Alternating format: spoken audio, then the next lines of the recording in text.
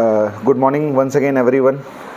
आज की क्लास में हम लोग जीटीओ के बारे में बात करेंगे और देखेंगे कि जीटीओ के 10 टास्क जो भी होते हैं, क्योंकि एसएसबी इंटरव्यू में सबसे ज़्यादा आप लोग टाइम बिताते हो तो वो जीटीओ के साथ बिताते हो। डे 1 पे आप स्क्रीन इन हो जाते हो, डे 2 पे आपका साइक टेस्ट हो जाता है 3 घंटे का, डे 3 पर आप आते हो तो सबसे ज़्यादा टाइम आप जीटीओ के साथ रहते हो। इसका मैं एक एग्जांपल छोटा सा और देना चाहूँगा। जब आप एक एग्जांपल के तौर पे लो, आप किसी बर्थडे पार्टी में गए हो और वहाँ पर बच्चों को देख रहे हो, या फिर आप कभी स्कूल में 1-to-1 किसी बच्चे का इंटरव्यू देते हुए देख रहे हो, या किसी टेस्ट के दौरान बच्चे को देख रहे हो, तो किस कंडीशन में इन तीनों में से आप सबसे ज़्यादा किसी बच्चे की पर्सनालिटी को असेस कर पाओगे? बर्थडे पार्टी में, है ना? क्योंकि एग्ज़ाम के दौरान वो क्या कर रहा होगा, वो लिख रहा होगा और बाकी सारी चीज़ें, और इंटरव्यू के दौरान या फिर किसी स्कूल में क्लास लेने के दौरान तो यूनिफॉर्मिटी में बैठना है या ऑडिटोरियम में बैठना ही बैठना है। जब बच्चे को एकदम फ्री छोड़ दिया जाता है खेलने कूदने के लिए, उस टाइम पर आप उसके बारे में सबसे ज़्यादा अच्छे से असेस कर पाते हो। तो ऐसा ही मेरे साथ हुआ था। लास्ट ईयर मेरी कोचिंग में चिल्ड्रंस डे पार्टी जब मैंने दी थी तो मैंने बच्चों को बेस्ट असेस किया था उस टाइम पर।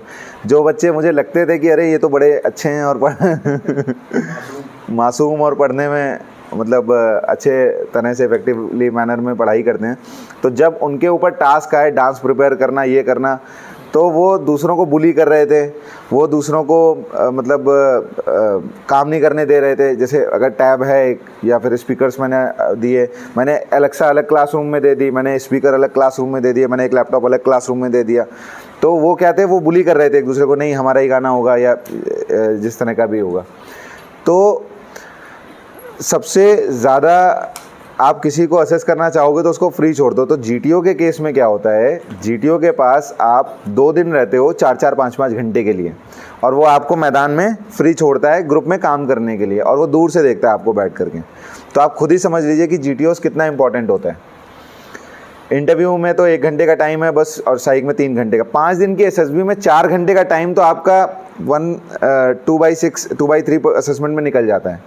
3 हो गए इंटरव्यू, जीटीओ और साइक, तो इंटरव्यू 1 घंटे का हो गया, साइक 3 घंटे का हो गया, तो टोटल कुल मिला करके तो 4 घंटे 5 घंटे की तो 2/3 एसएसबी हो ही गई ना आपकी। तो जो बची हुई एसएसबी है, तो सबसे ज़्यादा टाइम आप किसके साथ दे रहे हो? जीटीओ के साथ। और जीटीओ के साथ वैरायटी ऑफ टास्क होते हैं। ज़रूरी नहीं है कि वो आपका रूम में बैठ करके इंटरव्यू ले, कुछ इंडोर टास्क होते हैं, कुछ आउटडोर टास्क होते हैं। नंबर ऑफ टास्क मैंने शायद आप लोगों को लिखवाए हैं आप लोगों को टास्क जीटीओ के। लिखिए GD1, GD2, GPE, GPE होता है ग्रुप प्लानिंग एक्सरसाइज, फिर PGT progressive group task, then HGT half group task,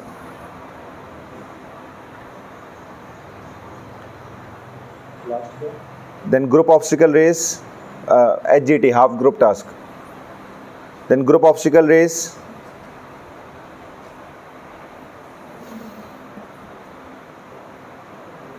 then lecturate. How many tasks has done? 7. ठीक है, तो these 7 टास्क, और you can say GD1 GD2 को अगर कंबाइंड एक टास्क कहते हैं, तो ये 6 टास्क डे 1 में होते हैं। तो इसमें आप मार्क कर लीजिए, ये सब कुछ डे 1 पे हो जाएगा आपका। और डे 2 के जो टास्क होंगे, वो टास्क होंगे आपके, लिख लीजिए डे 2, जीटीओ डे 2। डे 2 पे आपके 3 टास्क बचते हैं, जिसमें से पहला होता है इंडिविजुअल ऑब्स्टिकल्स,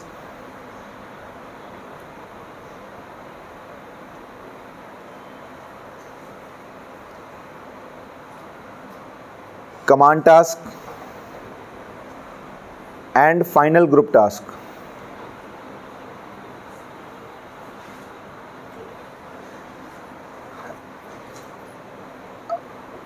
अब तुम लोगों ने बेबी मूवी देखी होगी, बेबी या फिर बेबी 2 का कोई एक डायलॉग था कि वो जो कैटेगरी वाला कॉलम होता है, तो उसमें हम बोल्ड और इटैलिक में हम इंडियन लिखते हैं, ठीक है? तो उसी बोल्ड और इटैलिक में इसमें कोऑपरेशन लिख दो बस। जीटीओ का एक गुरु मंत्र है कोऑपरेशन, और आई लिखो उसको काटो, और वी लिखो उसको चेक करो, टिक करो। यानी तुम एक ग्रुप की तरह परफॉर्म करते हो। बस ये गुरु मंत्र लेकर के चलोगे, तुम्हें कहीं कोई प्रिपरेशन की ज़रूरत नहीं है जीटीओ की। मैं सच बता रहा हूँ, जितने पुराने ऑफिसर से मिल लो, किसी ने कभी तैयारी नहीं करी एसएसबी की। आज तो इतनी सारी चीज़ें हो रही, इतनी तैयारियाँ हो रही हैं, तुम किसी भी पुराने ऑफिसर से मिल लो, किसी ने कभी कोई तैयारी, कोई प्रिपरेशन नहीं करी होगी, हार्डली कोई रिसोर्सेज नहीं मिले होते हैं। जैसे एक मैं नाम लेना चाहूँगा कर्नल गणेश बाबू का, तो बहुत अच्छी चीज़ बताते हैं। वो कहते हैं कि आदमी कहता है जीटीओ ग्राउंड नहीं है, वो कहते हैं जब सब कुछ आउट ही कर देंगे तो फिर चीज़ें क्या ही बचेंगी अंदर की। तो जीटीओ के लिए सबसे बड़ा गुरु मंत्र है कोऑपरेशन, और दूसरा नंबर का है कि वी वाला, मतलब आप जब आप टास्क परफॉर्म कर रहे हो तो आप ये भूल जाओ कि आपका इंडिविजुअल असेसमेंट हो रहा है। जो असेसर असेस कर रहा है उसको करने दीजिए। आप जो असेसमेंट मतलब आप जो काम कर रहे हैं वो आप ग्रुप में कर रहे हो, और ये टास्क केवल आपका या किसी और दूसरे पर्सन का नहीं है, पूरे ग्रुप का टास्क है और पूरे ग्रुप को ही वो एग्जीक्यूट करना है। ठीक है, ये माइंडसेट से जाओगे, सारे जीटीओ के टास्क बहुत अच्छे होंगे और इफेक्टिव मैनर में होंगे। अब पहला टास्क है जीडी ग्रुप डिस्कशन है, तो इसको नंबर 1 टास्क क्यों रखा गया है? तो अभी वो सार्थक ने कल मतलब डिस्कस कर रहा था, जब वो हर टास्क के बाद कॉल करता था, तो वही वो बता रहा था कि बैरक्स में क्या हुआ कि बैरक्स में हम लोगों ने डिसाइड कर लिया था कोऑपरेशन करें। अच्छा, ये मैं बताना भूल गया था, जितना तुम डिस्कशन कर लो पहले तुम चाहे पीपीडीटी में कभी मत करना। लोग मिलेंगे, लोग क्या होंगे, लाइन जब लग जाएगी अंदर जाने के लिए तो लोग मिलेंगे, लोग कहेंगे कि अंदर चल करके हम लोग एक 1 by 1 करेंगे और ऐसा करेंगे, सब आराम से बोलेंगे ताकि सब हो जाएं, और जो ये कह रहा होगा ना वही बजा देगा ग्रुप को अंदर जा करके। तो ऐसा ही हुआ उसके साथ भी, सार्थक के साथ भी, बेचारे के साथ बैरक्स में डिस्कशन हुआ कि सब आराम से करेंगे, तो 2 उसमें निकल आए हीरो मैंने कहा था ना कि वो ग्रुप बनाने के लिए भी लेते हैं बच्चे, तो साइक कर दिया वो उसमें उन्होंने कोई काम नहीं कर, पूरे जीटीओ भर में कोई टास्क करने को नहीं दिया, कोई भी टास्क करने को नहीं दिया पूरे जीटीओ में उनको। इसने क्या कहते हैं, और मज़े की बात, कल बात हो रही थी मेरी, और इनका जीटीओ इतना स्मार्ट है, खूब मज़े ले रहा है। सार्थक का जीटीओ बहुत स्मार्ट है। स्क्रीनिंग के दौरान उल्टे सीधे उसने चेस नंबर्स बोले, फिर कहा कि, और सब कहते हैं ओके दैट इज़ ऑल, और 2 लास्ट के 2 चेस नंबर्स नहीं बोले, ठीक है। तो okay gentleman you can stand up, तो कहता है वेट वेट वेट बैठो। ग्राउंड्समैन से कहता है काउंट करो इनको कितने, तो कहते हैं कि सर साहब 23 हैं। कहते हैं अच्छा 2 कम है ना, अच्छा एक काम करो चेस नंबर फलाना, हाँ तुम आ जाओ, चेस नंबर फलाना तुम आ जाओ। ऐसे मज़े लिए उसने स्क्रीनिंग में, ऐसे लेता नहीं है। जो भी स्क्रीनिंग में बैठा हो तो उन लोगों को पता होगा, तो क्या करते हैं एक बार में लिस्ट बता देते हैं, और एक बार में उसने ऐसे मज़े लिए हैं। और वही इसका जीटीओ भी है। तो उसने क्या किया, उसने बॉम्ब वाला टास्क उन्हीं को दिया जो साइक कर रहे थे, ताकि लोगों को लगे कि अरे इनके सिलेक्शन का, क्योंकि बॉम्ब वाला तो कहने को है, वो कुछ नहीं होता, आसान होता है। तो वो सर्किल होता है, सर्कुलर उसके अंदर में, तो उसको यही लगा कि कहता है कि सर वो 2 कम पड़ रहे थे, ये वो अच्छा वो भोला बेचारा पहली बार गया देने, तो मुझे बता रहा है कि सर ऐसा ऐसा है। मैंने कहा बेटा तुम्हारा जीटीओ बहुत तेज़ है, इसका मतलब वो ले रहा है सबकी, बजा रहा है सबको एक तरफ से। उसने कमांड टास्क में सबसे मतलब कहने को कठिन वाला उन्हीं 2 को दिया, ताकि लोगों को लगे यार इन दोनों का सिलेक्शन है, जो बुली कर रहे थे, पूरे ग्रुप को बजा रहे थे जो। तो इस तरह से होता है। तो GD1 में क्या होता है, GD1 में 2 टॉपिक जीटीओ आपको देता है, 2 में नेशनल इंटरनेशनल मैं बता चुका हूँ। अब करना क्या है, कोऑपरेशन करना है। मैंने जीडी के टास्क के बारे में पहले भी बताया आपको, आज फिर से एक बार छोटे से मैं रिवाइज कराई दे रहा हूँ आपको कि it is not a debate, it is not any kind of मतलब वाद विवाद प्रतियोगिता। It is just you have to contribute. There are 2 things in the group discussion: the participation and the contribution. ठीक है? If you are only participation, so you are of no worth in the eye of GTO or in the eye of group also. तुम participation से कोई मतलब नहीं, तुम 100 बार participate कर लो, लेकिन तुमने एक बार कंट्रीब्यूट किया, मतलब जो बातें हो रही हैं उसमें अपनी कोई एक ऐसी बात ऐड करी कि जिससे सबके मन में उसके ऊपर थॉट प्रोसेस आनी चालू हो गई। तो कंट्रीब्यूशन और पार्टिसिपेशन इसका गुरु मंत्र है। दूसरी चीज़ कि जब सब बात कर रहे हो तो बैठ के सुनो सबकी।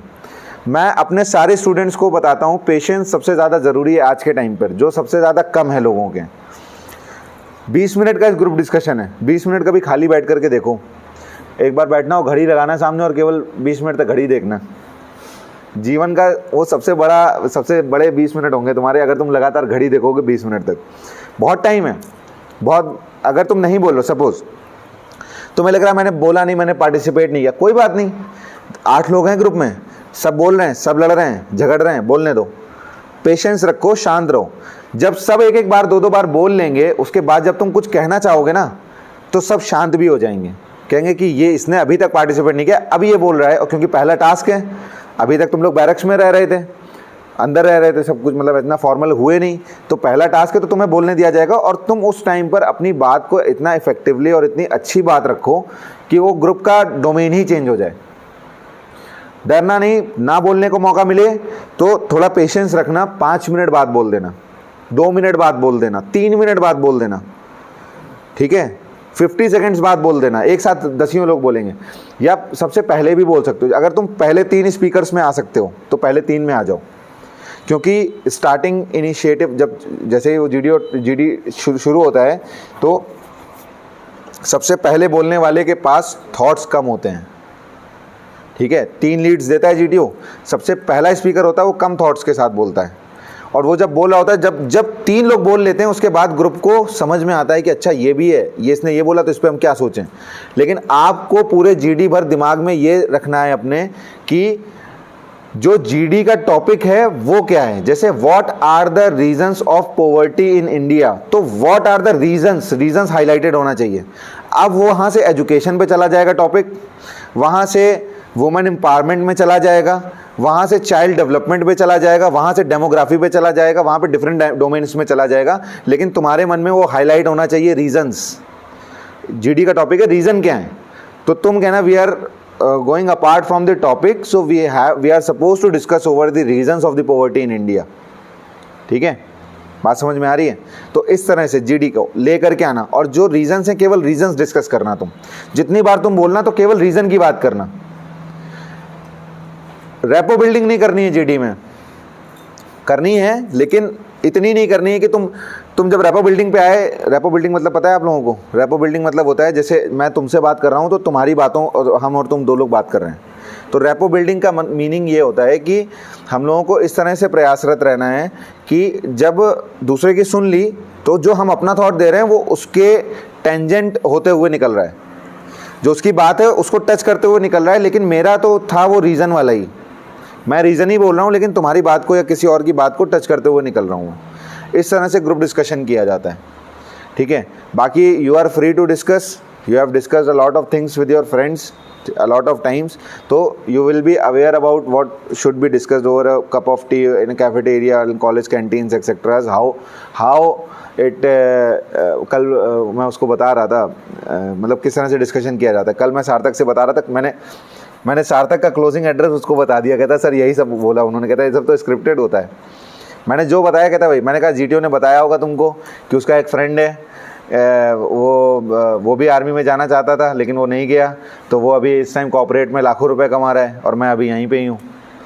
ये स्क्रिप्टेड होता है, ये दिमाग से खेलते हैं। ये क्लोजिंग एड्रेस में यही सचिन तेंदुलकर का एग्जांपल दिया होगा और ये भी बोला होगा मैं चाहता हूँ तुम सबके सब यूनिफॉर्म में हो और ऑल द वेरी बेस्ट, और इस तरह से।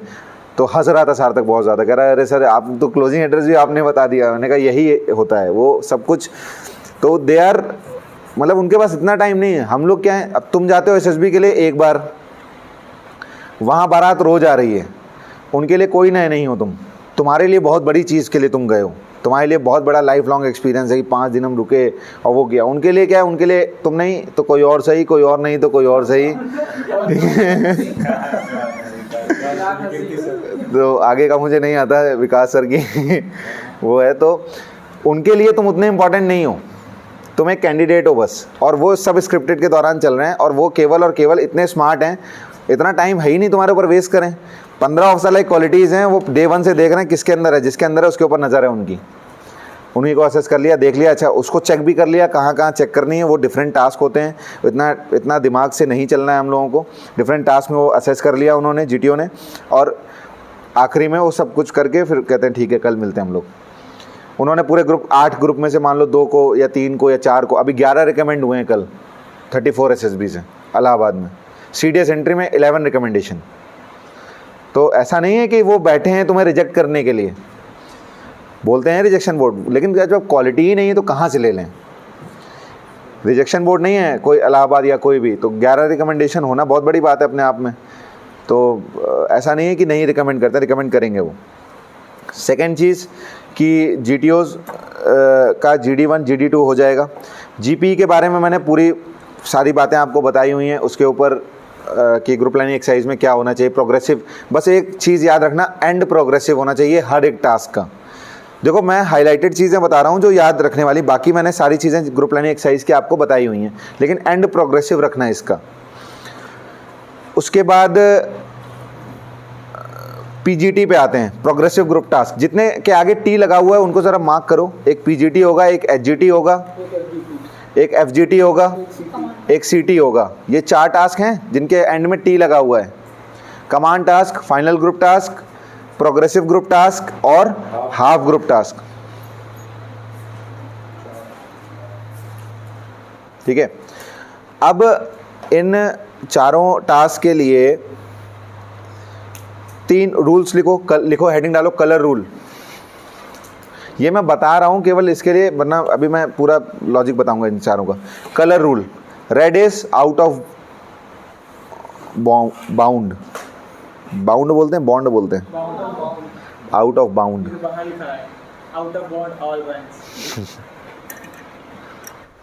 ट्रेसपासर्स will be shot, survival will be shot again. ये देखा है, एयरफोर्स का बोर्ड लगा हुआ है। Trespassers will be shot, survival will be shot again.